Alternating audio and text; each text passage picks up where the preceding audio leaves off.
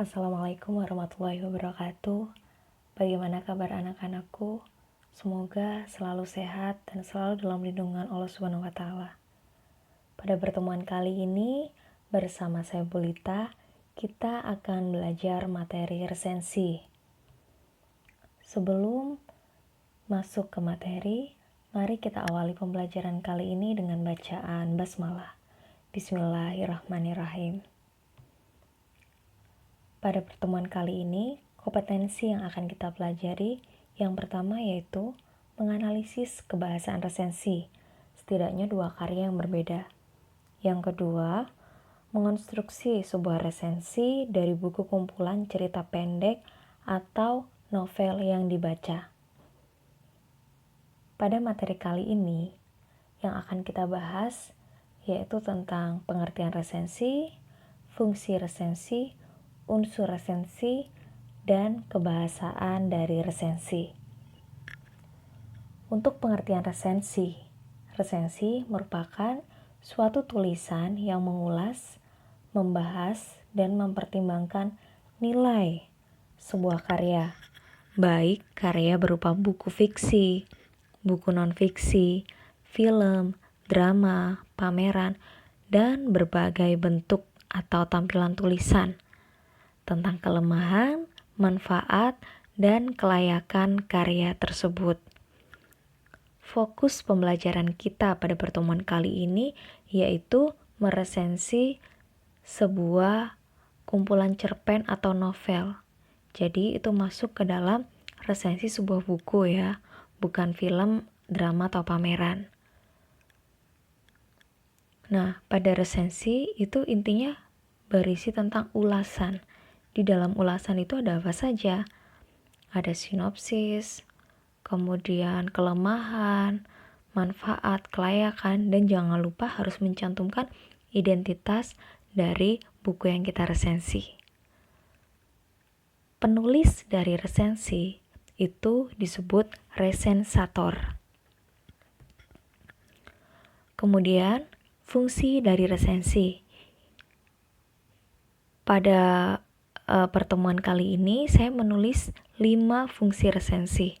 Namun 5 fungsi resensi ini tidak terikat ya. Kalian bisa mencari referensi dari sumber lain tentang fungsi resensi. Fungsi yang pertama, memberi informasi kepada masyarakat atau pembaca tentang isi buku atau karya. Yang kedua, memberikan suatu pertimbangan kepada pembaca tentang layak atau tidaknya buku itu untuk dibaca atau dibeli. Yang ketiga, memberikan suatu jawaban mengenai sebuah pertanyaan-pertanyaan dari pembaca ketika buku baru diterbitkan. Yang keempat, mengetahui kelebihan dan kelemahan sebuah karya atau buku. Yang kelima, menginformasikan keberadaan buku atau bisa juga sebagai alat untuk mempromosikan suatu karya. Unsur dari resensi. Saya menulis 5 unsur dari resensi, namun unsur ini tidak terikat, artinya kalian juga bisa mencari sumber atau referensi lain dari unsur resensi. Yang pertama ada judul. Judul resensi harus selaras dengan keseluruhan isi resensi, menarik, dan benar-benar menjiwai seluruh tulisan atau inti tulisan. Jadi, judul pada resensi itu tidak harus persis pada judul buku yang kita ulas. Jadi, buatlah judul semenarik mungkin, yang tentunya harus selaras dengan keseluruhan isi dari resensi. Unsur yang kedua yaitu identitas. Identitas itu ada judul buku, pengarang, penerbit, tahun terbit, tebal buku, harga buku, dan sebagainya. Kalian bisa melengkapi lebih dari seperti yang ada di materi yang saya tulis. Kemudian unsur yang ketiga ada pembukaan. Pada pembukaan, biasanya memperkenalkan siapa pengarangnya, karyanya berbentuk apa saja, dan prestasi apa yang diperoleh. Pada unsur pembukaan, tidak selamanya penulis itu mencantumkan mengenai siapa pengarangnya atau karyanya apa saja atau prestasinya apa saja. Nah, biasanya penulis itu langsung ke isi. Nah, di isi ini itu ada sinopsis atau isi buku secara kronologis tentunya. Kemudian ada keunggulan buku dan ada kelemahan buku. Unsur yang terakhir itu ada penutup. Penutup berisi saran atau rekomendasi bahwa buku itu penting untuk dibaca oleh siapa. Kemudian, kaidah kebahasaan. Pada pertemuan kali ini, saya menulis 4 kaidah kebahasaan. Yang pertama, menggunakan konjungsi penerangan, seperti bahwa, yakni, yaitu. Kemudian yang kedua, menggunakan konjungsi temporal, seperti sejak, semenjak, kemudian, dan akhirnya.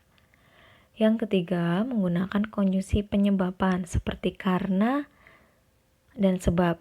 Jadi yang ketiga ini sebab akibat ya.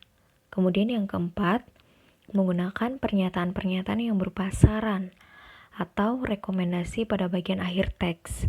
Hal ini ditandai dengan kata jangan, harus, dan hendaknya. Nah, Belita memiliki sebuah contoh dari resensi. Pada bagian kiri, itu terdapat identitas buku. Terdiri dari judul, penulis, penerbit, tahun terbit, cetakan, ukuran tebal, kategori, ISBN, dan harga. Nah, judul dari buku ini, jadi buku ini berupa kumpulan cerpen yang berjudul Yang Terhormat Bapak Saya. Namun pada resensi ini saya membuat sebuah judul resensi, yaitu sebuah seni untuk berkata jujur. Tentunya judul resensi yang saya buat ini berisi tentang keseluruhan isi dari resensi. Nah, sekarang unsur resensi yang saya tulis itu ada apa saja? Mari sambil dibaca ya. Untuk paragraf 1, 2, dan 3 itu berisi tentang sinopsis dari buku yang saya ulas. Jadi di sini saya tidak memperkenalkan siapa pengarangnya ya, tapi saya langsung menuju ke sinopsis. Kemudian di paragraf yang keempat itu saya menulis tentang kelebihan dari buku. Tidak membuat pembaca menjadi cepat bosan, terus kemudian bahasanya juga cukup ringan. Nah, itu merupakan kelebihan dari buku yang saya tulis ulasannya ini. Kemudian untuk paragraf kelima itu berisi kekurangan. Nah, apa saja kekurangannya? Nah, ini ada membuat pembaca tidak terbiasa atau tidak memiliki hobi membaca, terkadang sulit untuk mengartikan maksud atau pesan dari pembaca. Nah, kekurangannya itu ada di kalimat terakhir pada paragraf kelima. Kemudian pada paragraf keenam itu berisi rekomendasi. Jadi, buku kumpulan cerpen Yang Terhormat Bapak Saya itu cocok untuk dibaca oleh siapa saja. Nah, jadi seperti itu ya anak-anakku, sekilas materi tentang resensi pada pertemuan kali ini. Apabila ada pertanyaan, silakan bisa mengajukan pertanyaan melalui WhatsApp. Demikian pembelajaran hari ini. Semoga bermanfaat. Mohon maaf apabila ada kesalahan. Terima kasih. Wassalamualaikum warahmatullahi wabarakatuh.